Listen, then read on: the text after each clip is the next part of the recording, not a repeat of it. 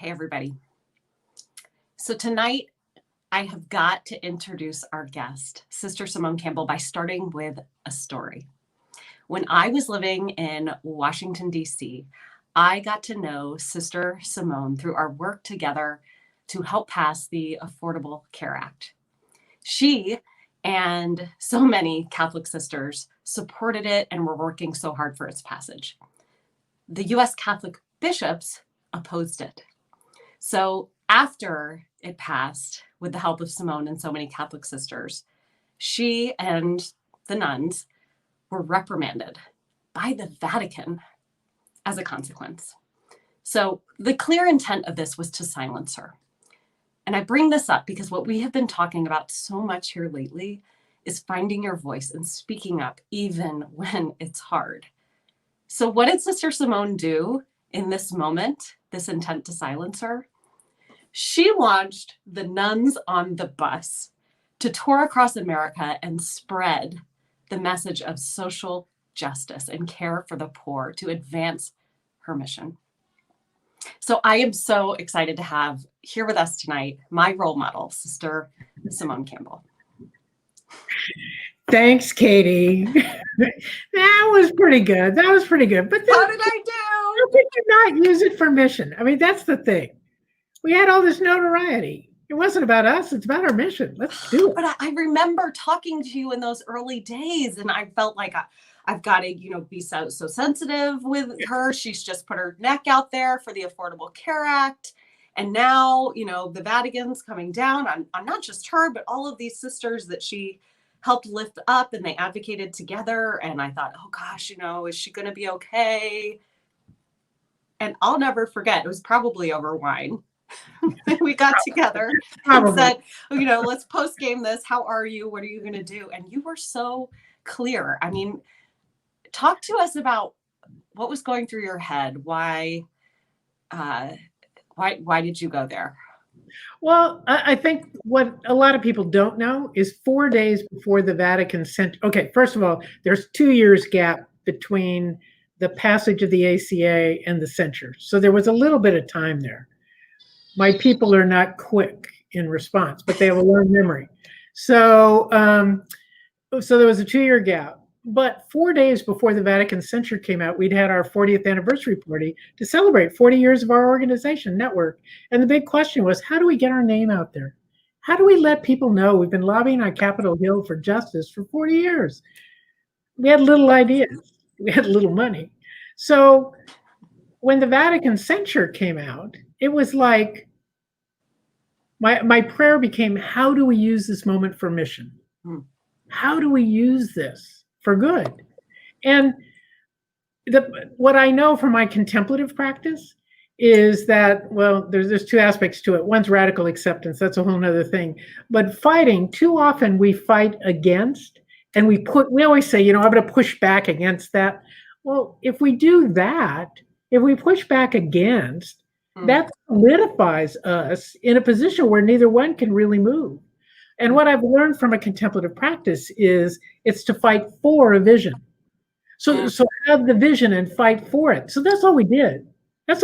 We had a vision and we fought for it without ever mentioning the bishops, without ever picking up all their crazy stuff.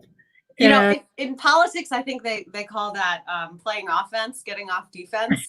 But the way you put it is so much more grounded in values. And I mean, no wonder it makes your spiritual sense, though. I mean, it's not about them and who's attacking you and trying to bring you down. It's what is this moment to be here for what I am supposed to do. And that's you true. Model that. Oh. On the good days. Right now, it's a little hard to keep that perspective, just saying. No kidding. There's a lot coming. Okay. All right. Just rewind for a second. I just want everybody to get to know you a little bit as we start, and then we're going to get into it. But you are truly a woman on a mission. And I think people would like to know, I mean, for someone who has literally committed their life to social justice, how do you ever unplug, recharge? What are your disciplines and practices around that so that you can sustain the work? Well, and it's critical to do that. So like the first week of August was my retreat. It was the whole week, and it was supposed to be in California, but COVID. But it was individually directed, which means every day you meet with a spiritual director and you do your spiritual practice. And so you could do that on Zoom. So that's what we did. And it turned out to be a really great gift, even though I had to keep my mind that the same place where I do work was also the same place I was doing retreat. So I had to kind of mess with that a little bit.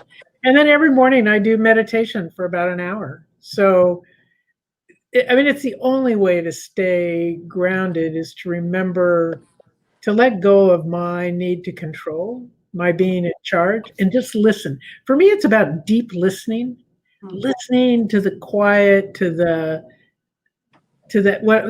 weak whispers of the spirit. That's how I describe it. But it's listening, and then when you hear something, trust it, act on it, go for it. Wow. Don't second guess. Just if it's to be, it'll be. And often what happens is it gets improved. Like the bus. For me, my experience of the bus being created was the insight I had was ask my secular colleagues for help. The woman at the story for your Catholic folks, the gospel folks, it's probably not the Catholics who know the gospel. For your non-Catholic folks who know the gospel, it's the story of the woman at the well, and where she was a Samaritan. Jesus was a Jew. He wasn't supposed to talk to Samaritans. He wasn't supposed to talk to women. And what does he do? He does not only talks to her, he asks her for help. Yeah. And so for me, where that took me was to ask secular colleagues for help. And so that was when we had that meeting in our office, and I think you were there. And it was like, heck yeah, I was there. I wasn't missing that meeting. An hour and a half meeting. Whatever happens in an hour and a half meeting. But in an hour and a half, we were going on the road. We were pushing back against the Ryan budget. We were lifting up the works of Catholic sisters. And we had to go in a wrapped bus. And I was so afraid it had something to do with rap music. But okay, they said it was important, so I'll do it. Anything for mission. Anything. Yes, for those who don't know, a wrapped bus is like, what you see out on the road, like a rock star. Yeah, it's the picture. It's like the beautiful colors on the bus, the wrapped bus. And you guys did. It looked like some rock star nuns traveling across the country with. But can I tell you, our folks today are on our email list. So maybe there's some people on here that got it. But we just advertised. This is still entre nous. We don't tell the press. If there's any press on here, it's embargoed. Just keep quiet. But anyway, is that we just launched our next bus trip. We just announced our next bus trip, which is Nuns on the Bus, the virtual tour. But the piece I'm so excited about is we have a digital map where you can register and get a ticket to ride our bus. Everybody can be on our bus this time. And as you go to different stops, your bus gets more and more colored until after you've done 30 stops, you'll have a fully colored bus, and then you get a prize. It's so much fun. I love it. You know what my favorite part about your virtual bus tour is? Right. It's coming to Ohio. We are one of the states. So yeah, you're an important state for us. Ohio, you've got work to do. Woo! Yes, we do. We are doing it, and that's why we're having this conversation. And you are going to be coming to so many important states, so everybody should look out for the launch of that virtual bus tour. Okay, so here's what I really want to get into, Simone. So in our Facebook groups, one of them is called Decanted. We have another one called Suburban Housewives Against Trump. And what the ladies discuss in here, oftentimes a subject that comes up, is the struggles that women are having in communicating with other women in their life who identify as pro-life, but they don't like what they're hearing from Trump. They're not happy, not only with the Twitter feed, but, his policy on healthcare, how he has handled this coronavirus crisis. Now, of course, we know, lying about it, the lives lost, kids in cages, but this pro-life issue being a stumbling block. And so many times women come to the groups and just say, what do I say? I know I'm not going to convert the hardcore Trump supporters, but what about for those women in my life who I think are open, they are done with this president. How can I talk to them? And I think, Simone, you've been helpful to me in thinking through speaking about this issue. And so I wanted to ask, and that's why we named this event tonight, actually. So Simone, what does being pro-life mean to you? Well, it's actually being pro-life, all of life. And what happens so often in our weird politics, it got hijacked to just be anti-abortion. And that's not pro-life. It's got nothing to do with caring for moms. It's got nothing to do with caring for pregnant women. It's got nothing to do with helping families or caring for the earth. I mean, that's part of our life. So the fact is we've been hijacked, and I was silent in the 80s. I'm old enough that, 80s, 90s, I was silent, and that was a mistake because it ceded the whole ground to folks who were just about opposing abortion. And quite frankly, our faith teaches care for all of life. It does not teach the political choice of criminalizing abortion or ending a woman's right to choose. I mean, those are political consequences of a pro-life stance. So when you meet somebody, I don't know anybody that's anti-life, quite frankly.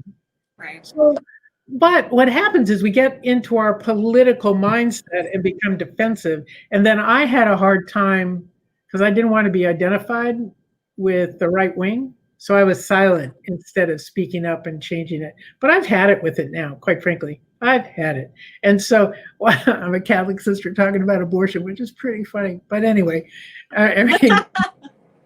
but the problem is nobody else is going to speak up.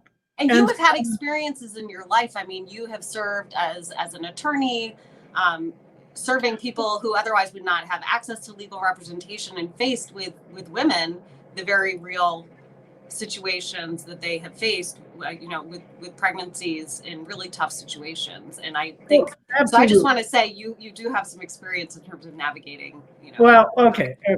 But it's a little different being a sister. So, but the thing is that, on that point, Katie, is I think one of the challenges is when we get into this political rhetoric, we lose touch with the experience of real people. And let me just tell you what happened a Memorial Day weekend this year. A woman in another apartment complex reached out to me and wanted to talk to me. And she has to be in her 80s. And she had had an abortion when she was a young woman. And she felt herself getting older. She knew she was going to die at some point. She didn't want to go to hell. And I thought, oh my God, what have we done that we have layered her life with this burden? That is not pro-life. It's awful. So I don't know that I've made a hill of beans a difference for her, but the painful truth is that we need to speak up for all of life. And so with our friends that are so rigid and focused only on this thing about abortion, we're not going to make a difference there. But so many people want to talk about it in a more holistic fashion. And Pope Francis is our friend in this. Pope Francis is perfect. In his exhortation on holiness, he says, it's important to care for the unborn. That doesn't mean criminalization of abortion. Care for the unborn. Equally sacred, however, is care for the poor and the marginalized, care for the dispossessed, care for the earth. I mean, it just goes on and on. Equally sacred. Yes. So it's not this reduction of what it means to be pro-life, to be only focused on abortion, absolutely leaving out so much of what, your faith, any human's values calls to them in terms of us all being valuing life. But also I want to get into what you're saying that is so important and not always what we hear from religious voices, but this notion that pro-life does not, in fact, mean criminalization because of the punitive nature of that, but also the punitive nature because we end up endangering women, the shame that you're saying, this woman who, felt the extent to which we drive people away, I think, from religion and faith when we have this outlook, but also just to speak to abortion itself. Simone, tell us about what you know in terms of what are the consequences for if someone is calling themselves pro-life because they truly want there to be, less abortions. What do we know about the most productive way to get there? Right.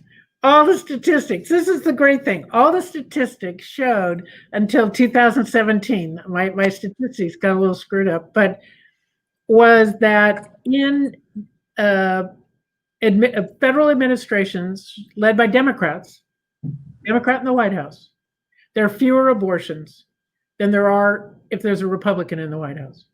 Now, 2017 was different, but it was because of the Affordable Care Act and the fact that women could have access to contraceptives for free. Yeah.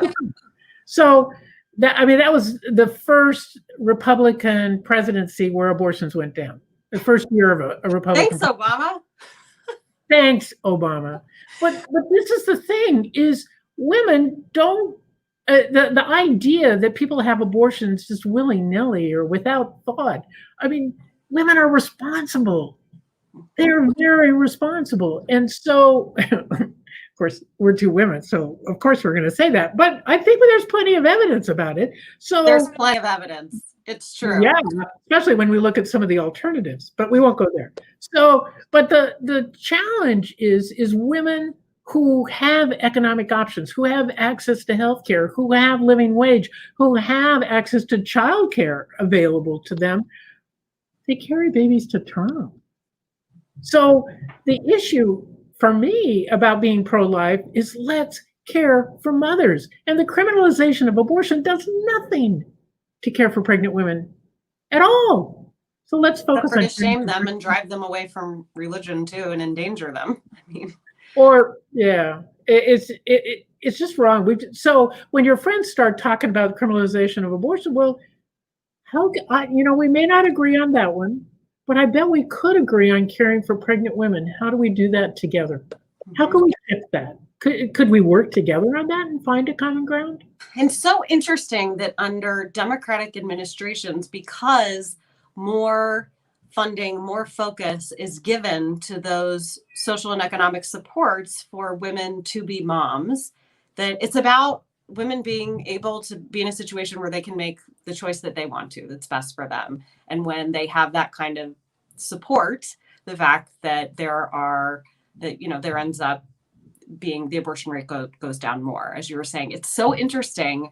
I have heard the Affordable Care Act referred to by some people I know as, and I'm wondering if you know this to be true based on your research, the Affordable Care Act, Obamacare, as the greatest abortion reduction measure in modern history. Well, now that's interesting. I don't know that, Katie. I'd have to go check that one out. The reason being, there was a big drop. Yeah, and you can see it, but I don't know. I know it brought abortions down, but I don't know if it's the greatest drop in history. Right. Okay. So I'm not actually saying that it's even brought the greatest drop in history, but as a single provision, there's all these things that under Democratic presidents that are done, right? Social supports, economic supports, various policies, support for WIC, prenatal, postnatal health care, all of these things that are necessary to support women. Obamacare, what we do know is that if there is access to contraception, that there are fewer unplanned pregnancies. And when there are fewer unplanned pregnancies, there are fewer abortions. And so the other one that was really important is that being a woman was not a pre-existing condition any longer. So women had access to health care for pregnancy. I mean, people had to pay out of pocket for that. Right. And that was promoted by Republicans who were so pro-life. Right. Now, the abortion rate used to be much higher. So it is true that I think there have been more. The abortion rate was already lower when the Affordable Care Act passed. And so, it has now gone down. It has trended down. As a result, right. But in terms of as a single policy, holistically making this huge thing of making access to birth control free, and, all kinds of birth control that really makes sense for any woman's life and be able for her to make that decision. And then also to all of the healthcare supports, having the impact, and just the irony, Simone, right? Of all of those, you and other Catholic sisters and there were evangelical voices as well advocating, saying we need the Affordable Care Act. This is pro-life. It is going to save lives. And if you want to talk about abortion, there's going to be less of them because there's going to be fewer unplanned pregnancies, and there's going to be support for women so they'll be able to make, the choice that they want to. And the ones telling you, shaming you for that position are the ones claiming to be pro. Well, yeah, they did. But that whole thing was based on a lie from the staff at the U.S. Conference of Catholic Bishops. And they were just identified with the far right. And so they told the bishops, oh, there's federal funding in here. Oh, there's federal funding in here. And so on their bishop's website, for the longest time, they said they opposed the Affordable Care Act because there was federal funding for abortion. No. But finally, a couple of years later, after 2 federal courts have said, no, there is no federal funding of abortion in the Affordable Care Act, they finally changed their website to say, well, the bishops feared that there was federal funding of abortion. Oh, I didn't know that. Yes. They finally changed it. Wow. They finally changed it. So I say what Jesus said, fear not, fear not. I love you so much. You just call it like it is. And way to be true to his word. I know you live it. You live it. Okay, I have to get back to my questions here because I'm supposed to be covering more. But we could just go on and on about this. This was free association. It's more fun. Oh, I know, right? Okay, here is something though I'd love for you to answer. What is your advice for women who struggle to find their voice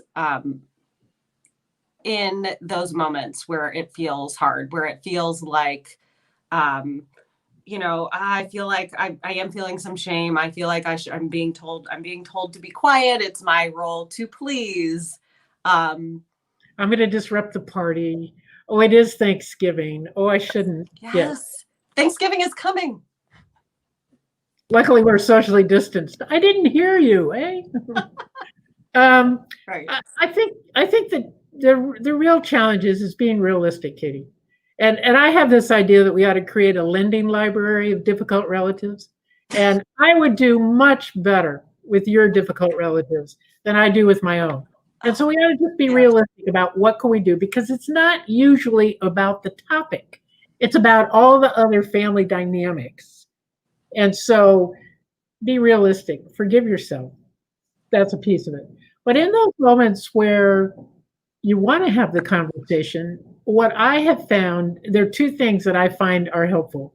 Either I try to bring into the room the pain or the story of somebody I know, like this woman who is so horrified that she had an abortion when she was young, and that she's 80 years old.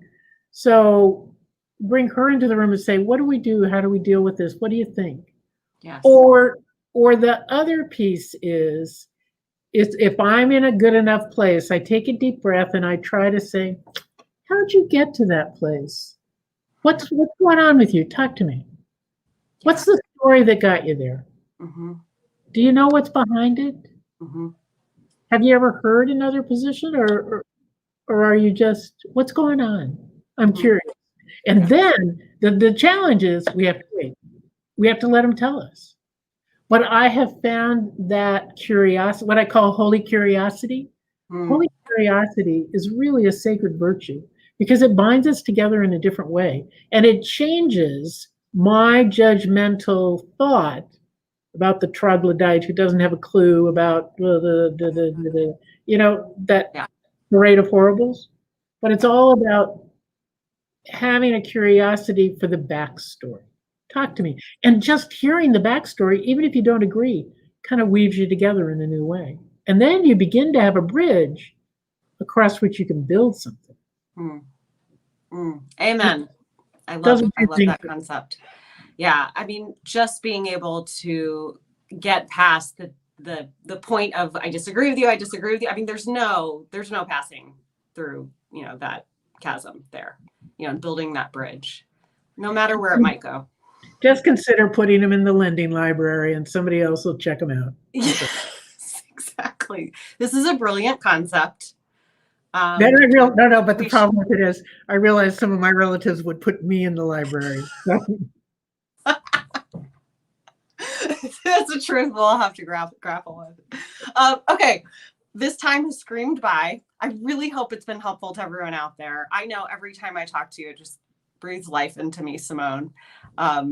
I want to close, though, with just a few rapid fire questions that I thought might be fun that I'd like to end these interviews with. Okay, a piece of advice you would give your teenage self. My teenage self. The dark is not to be afraid of. The future will set you free. Amen. All right. How about this one to ask a Catholic sister? Your favorite guilty pleasure? Oh, my favorite guilty pleasure? HGTV and trash mysteries. I mean, she's just like us, ladies, All right. The person you'd most want to get a glass of wine with? Oh, my God. All right. The one that just flashed in my head was Michelle Obama. I mean, good answer. I'm with you. Okay. Final thought here. Last question is one thing you're grateful for right now. This, the bus, my life. It's more than one, but I mean, it really is gift. This moment that we get to live in this horrible, tense time, and we're the ones that get to try to birth something new.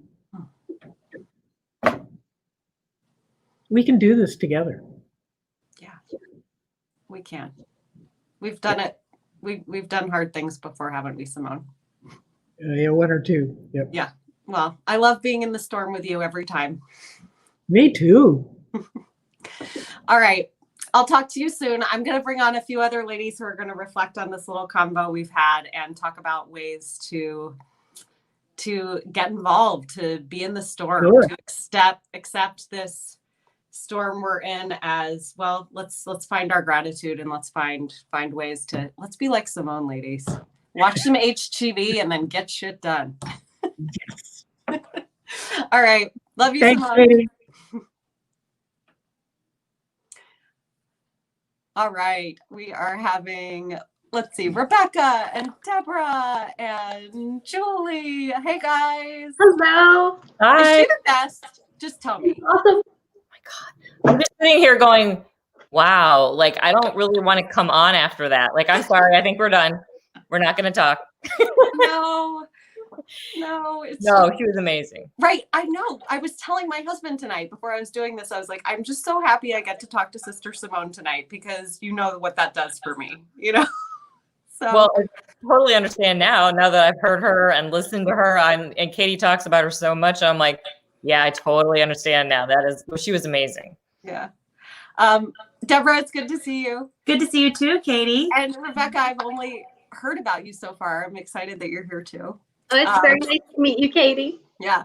Okay. I'm going to let Julie take it over, lead you guys in a little convo, and hopefully all of you out there, you'll come and join the party, get involved.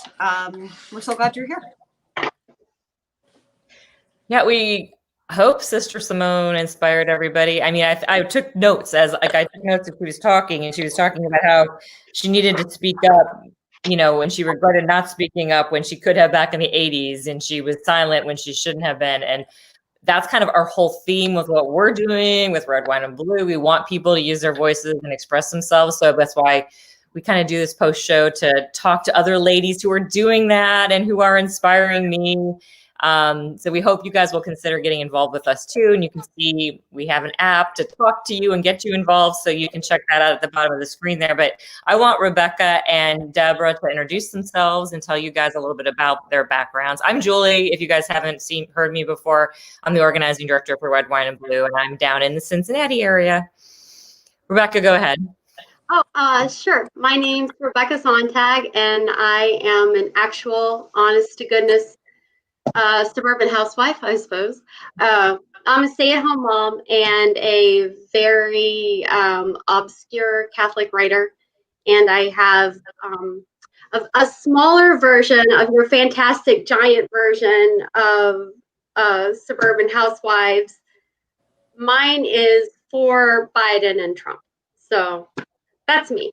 I live in Delhi in Cincinnati. That's how I met Rebecca too, is partly being on her Facebook page and seeing her posting. So, and Deborah's been on before, so you guys may have met Deborah before. But Deborah, go ahead and give us, introduce yourselves to everybody. Sure. My name is Deborah Bosner, and I live in Central Ohio in Upper Arlington. I'm a small business owner and a mom and a suburban housewife. I'm going to claim it. I got to know Katie and the group through a Facebook page I created, which was the Dr. Amy Acton fan club. And so have been partnering with Red Wine and Blue periodically over the last 3 or 4 months, just to kind of spread the word and recognize science and kindness and those sorts of fabulous virtues and values that Red, Wine, and Blue talks about. So what was your reaction? I mean, I already said my reaction to Sister Simone. I was just blown away. She was just funny and warm and thoughtful and amazing. So what was your reaction? What resonated with you from that interview? I'll just say, Rebecca, we'll just take turns here. Oh, sure. Well, I think what really kind of struck me and resonated with me personally in my experiences is that it's the power of the individual story. That it's very easy to make these sorts of sweeping judgments and, try and say what you believe is right or wrong with this kind of confidence that I don't think is warranted unless you've really talked to people who have gone through things that you just can't understand. And I've had friends, best friends, people I love so much. And I think because they love me and I love them, they would let me tell stories that I have heard from other people. So when Sister Simone mentioned radical listening, I can't express how important of a thing I think that is. And that by radically listening to the stories of other people and making ourselves vulnerable in the telling of our stories, I think that allows us to, like she said, to build bridges, to understand other people and to be understood by them. And from there comes compassion and mercy and working on a shared goal.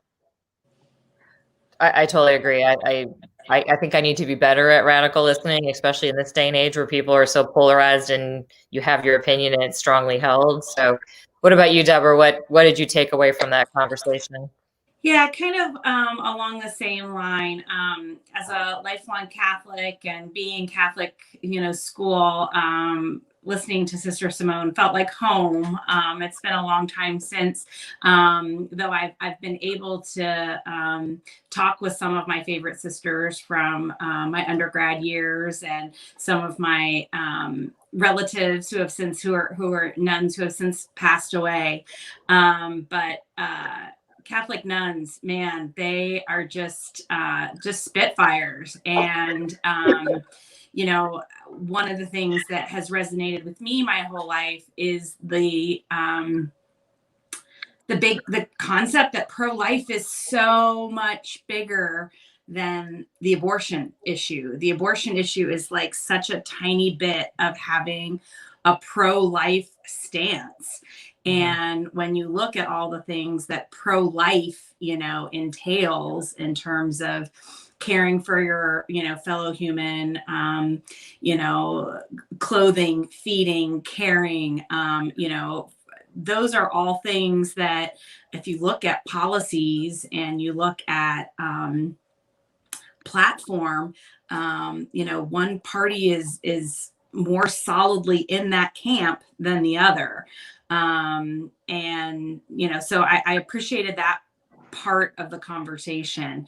I also echo, the radical listening piece. And I think it is really hard right now because we're not all having like a lot of casual conversations, right? We're interacting on the internet, and it's hard to show that like you're listening on the internet. Like, I'm here, what's your story? Although you see it periodically, right, in different threads, and it kind of takes you by surprise. And I think so, like maybe modeling that a little bit more, like, not necessarily, it's that, Yeah. not, Fighting for, not against. Right. And how do you kind of be open to the conversation, and how do you, in a text environment, how do you convey, like, I want you to tell me more of your story so that, we can dialogue on that. So it's definitely a challenge, but, yeah, I think that we call them like keyboard warriors, right? You get on there and you just want to say your piece. And of course, it's also hard to have those deep conversations when you're like typing them to somebody. It's like easier to get on the phone. And so I think that's part of the culture today. And it's also, I love the connections on the internet. Like, I keep up with people and I love that personal side of it. But then trying to make those like deep connections, it's just hard behind a keyboard. And now COVID, of course, has ruined all of those personal connections. And you guys have already kind of touched on this, but I'll go back to Rebecca. So how has your faith like shaped your political views? I know the sister talked a lot about like the values and the things that, being pro-life means to her. How has your Catholic faith shaped, how you feel politically? Well, I think it's important to note that I'm a convert. So I only became Catholic in 2014. And if anything, I don't quite feel comfortable saying, how has my faith shaped my political views, because my faith hasn't exactly been the predominant force when those views were made. What it's been for me is kind of an interaction. It's been like, I don't want to. Sister Simone's body language is pretty awesome. So the fighting against, they haven't exactly been fighting against each other, my faith and my political views, but they've had to reconcile, one with the other. And, it hasn't been that difficult really, because I don't know if I feel even comfortable saying this but I've been a Democrat for a long time. I've voted for Republicans in the past, but the environment has always been important to me politically, and so has dignity for the worker and dignity for human work, and the importance of families, and that means providing them the support that they need to succeed. That means taking care of children and funding education, all of that sort of thing. So it was really it's part of what drew me to the Catholic religion when I, transitioned from being an atheist to a pretty devout Catholic. So. Well, you said you write, right? You said you write. Yeah, right. Now I write, not late. Well, as of last month, I think I, stepped back from writing for a local Catholic publication for the Archdiocese of Cincinnati. But Mount St. Joseph is kind of run by the Sisters of Charity, and the sisters are spitfires, and they get you wound up. And I knew about nuns on the bus, and I was like, I want to be a nun on the bus. And my husband's like, yeah, it's a little too late for that. But I gotta say, I have learned more about nuns, I talked to Rebecca a couple of days ago too, and just like her inspiration was nuns, and like Katie's history and talking about Sister Simone and the nuns on the bus. I think I need to go and like hang out with nuns a lot more than I have. I think rock and roll good times. I'm telling you. So Deborah, what about you? Do you feel, I think you've been a long practicing Catholic. So has that shaped your political views? Absolutely.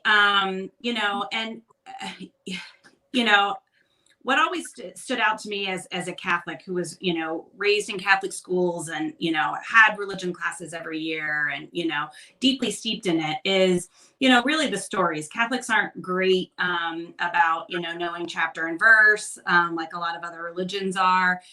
We certainly, know the stories because, we hear it on Sundays, but we don't spend a lot of time. Most Catholics don't spend a lot of time compared to other religions.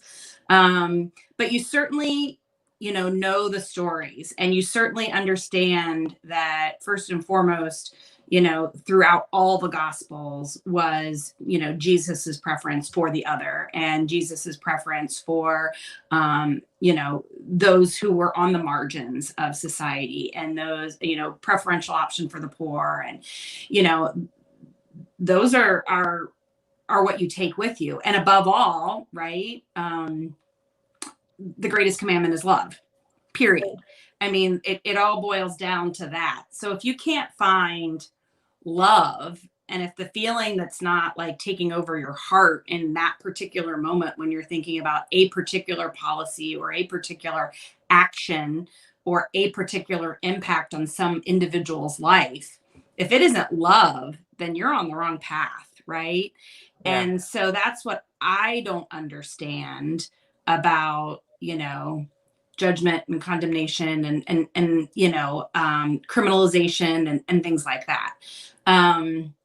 So, in my early years, I didn't necessarily see such strong contrasts between Catholic social teachings and the Republican Party, but I have over time. And what I've said in the past on these is that, I didn't leave the Republican Party. I felt like the Republican Party left me because they're, if you look at issue after issue after issue, when you really talk about caring for individuals, loving fellow individuals, it's really the Democratic platform. So one of the things I think she touched on, and I just quickly kind of ask you guys, so I'm sure you've had people, or have you had people who maybe disagree with one of your progressive views and use religion as a basis against you? Is that like the deep listening time, or what do you do in that situation? Rebecca. For me, it's been the deep listening time, because I think it's important everyone thinks that they're right.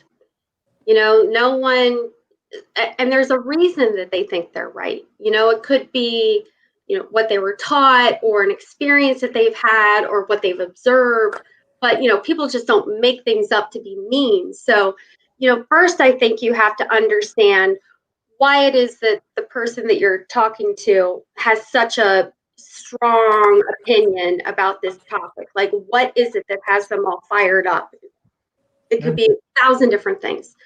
And then I think once you understand that, and if this is the kind of approach that you take with lots of your conversations and your friends, or even people you meet at the grocery store, I grew up in Pendleton County, Kentucky.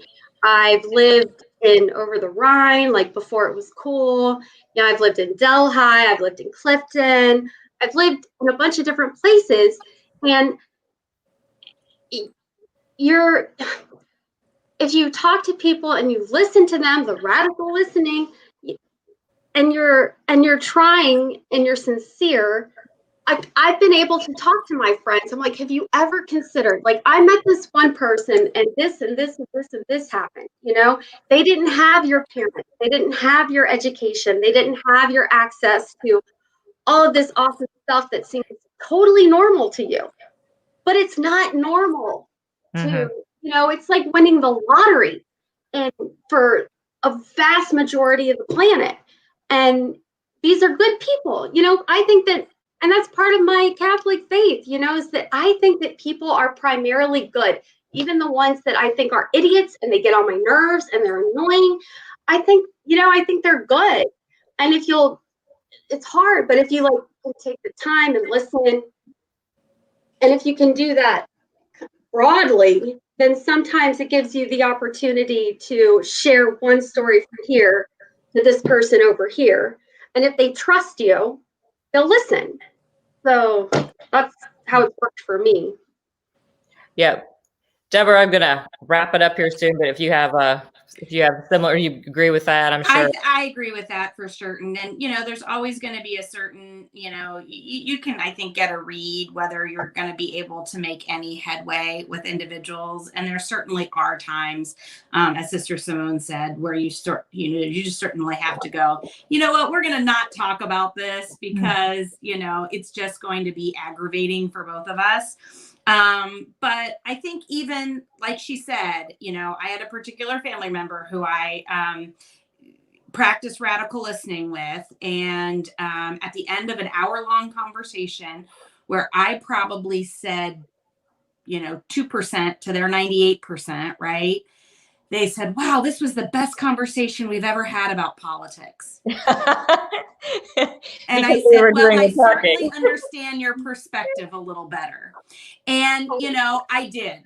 I understood their perspective a little better. And, that's created, I think, a little bit better climate between us. But I just have to say, okay, maybe another day I'll get my opportunity to say a few things. Well, I want to thank both of you guys for coming on and sharing your stories. And I hope that everybody listening to Sister Simone was inspired by what she said about using your voice. These ladies came on and used their voices and told you about themselves.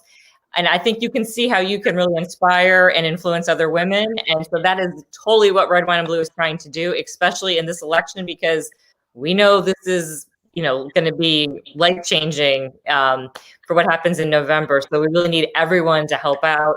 So we hope that you will get involved with us and use your voices. You can download the Outvote app. You can see the information on the screen. You enter our campaign code, which is right there. And then we are going to help you. We are going to help you use your voice to talk to your friends, to try to, make some big changes at Ohio, at the federal level, all over the place, make our country a better place. I'm going to just end by saying my favorite thing was her lending library. I mean, come on, lending library with a relative, that was fabulous. So, all right, ladies, thank you so much for being on. Thanks. Great to meet you, Rebecca. Out there, I hope you totally enjoyed this. I know I did. So thanks for joining us again. Good night, everybody. Good night. Oh, cheers. Cheers.